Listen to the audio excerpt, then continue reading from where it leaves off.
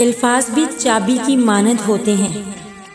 उनका सही इस्तेमाल करके लोगों के मुंह बंद या उनके दिल खोले जा सकते हैं।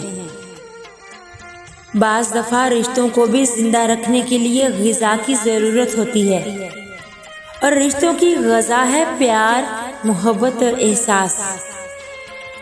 इंसान जब अंदर से टूट जाए तो किसी भी माहौल में खुश नहीं रह सकता, चाहे कितना ही ख्याल रखने वाले आसपास मौजूद हों।